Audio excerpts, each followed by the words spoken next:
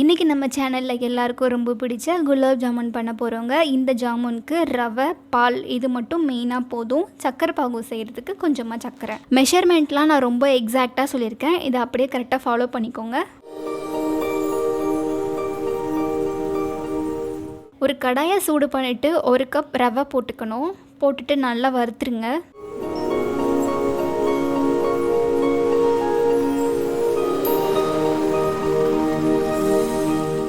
ஒரு cup ரவைக்கு 3 cup பால் add பண்ணிக்கணும்.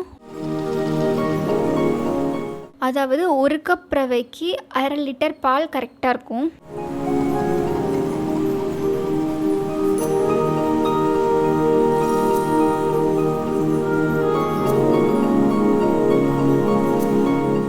நம்ம பால் ஆட் பண்ணதையுமே ரவை கட்டி சேர்ந்து வரும். அதை மட்டும் பார்த்து கொஞ்சம் கவனமாக நல்லா கலரி விட்டுக்கோங்க, கைவிடாமல்.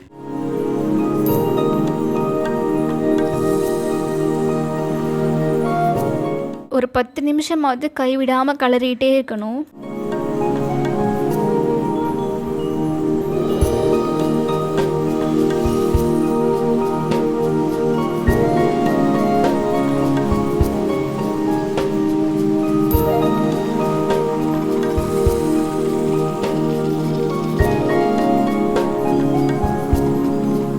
இப்போ பாருங்கள், பால் எல்லாம் நல்லா சுண்டி ரவை நல்லா வெந்து வந்துருச்சு.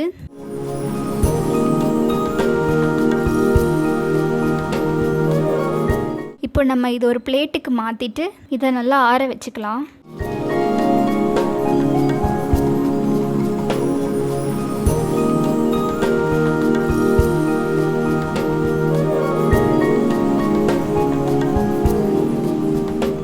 அடுத்து இப்போ நம்ம சக்கரை பாகு ரெடி பண்ணிடலாம். நம்ம இங்கே 1 கப் ரவை எடுத்ததால் நமக்கு சக்கரை பாகு கொஞ்சம் அதிகமாக தேவைப்படும். அதனால் 2 கப் சக்கரை ஆட் பண்ணிக்கணும். 2 கப் சர்க்கரைக்கு 1.25 கப் தண்ணி ஆட் பண்ணிக்கணும்.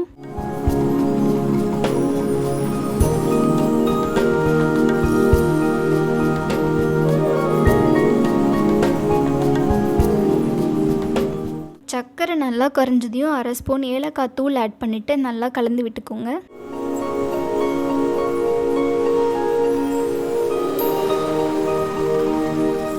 கலருக்காக கொஞ்சமாக கலர் பவுடர் ஆப்ஷனல் தான், கண்டிப்பாக போடணும்னு அவசியம் இல்லை.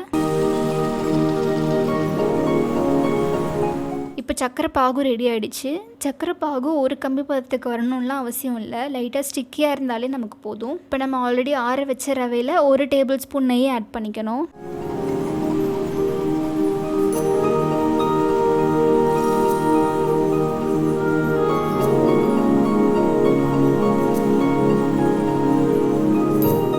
இப்போ நல்லா இதை பிசைஞ்சு எடுத்துக்கலாம்.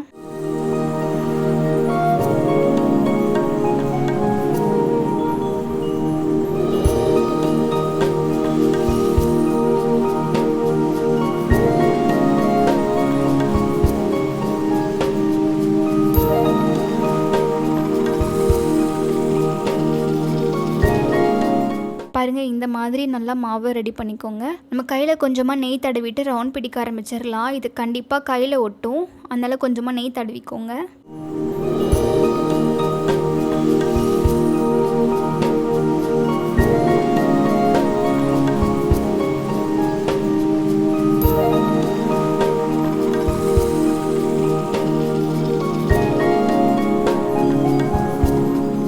நம்ம 1 கப் ரவையில் கிட்டத்தட்ட 50 ஜாமுன் வரைக்கும் ஈஸியாக பண்ணிடலாம்.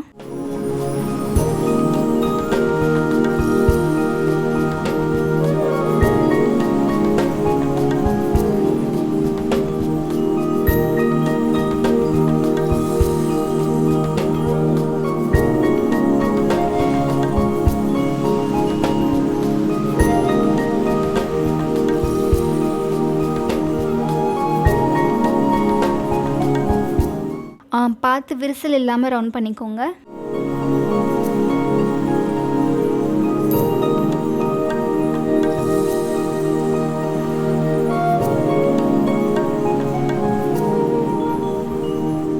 பாருங்கள், இப்போ நம்ம நல்லா ரவுண்ட் பிடிச்சாச்சு. அடுத்து இப்போ ஒரு கடாயில் எண்ணெயை சூடு பண்ணிவிட்டு எண்ணெய் சூடாகிடுச்சான்னு செக் பண்ணுறதுக்கு 2 ஜாமுன் இதில் ஆட் பண்ணிக்கோங்க. அது நல்லா பொரிஞ்சு மேலே வரும்போது நம்ம அடுத்தடுத்து ஜாமுன் செய்ய ஆரம்பிச்சிடலாம்.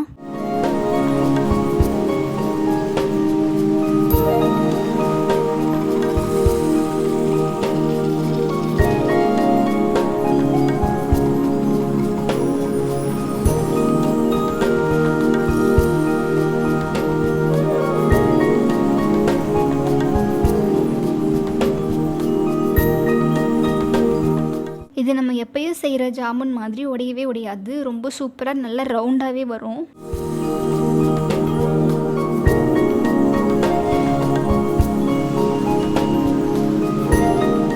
நல்லா பொரிஞ்சு கோல்டன் ப்ரௌன் கலர் வரும்போது எடுத்துருங்க. இந்த மாதிரியே எல்லா செட்டையும் பொரித்து எடுத்துக்கோங்க.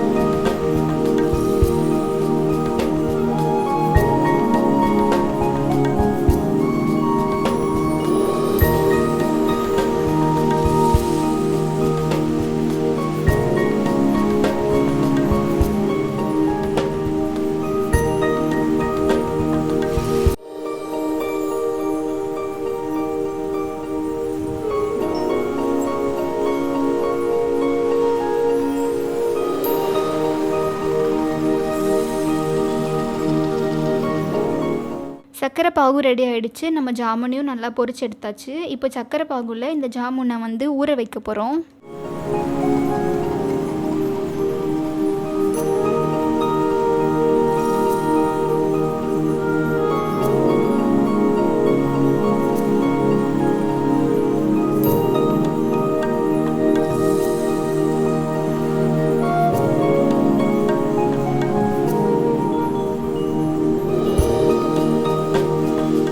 இது குறைஞ்சது 1 மணி நேரமாவது நல்லா ஊறணும். ஊற வச்சதுக்கப்புறம் சாப்பிடுங்க, ரொம்ப சூப்பராக இருக்கும்.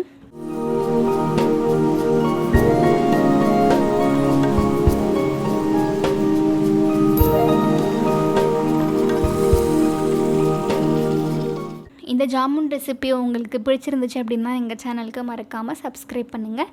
தேங்க்ஸ் ஃபார் வாட்சிங். Have a good day.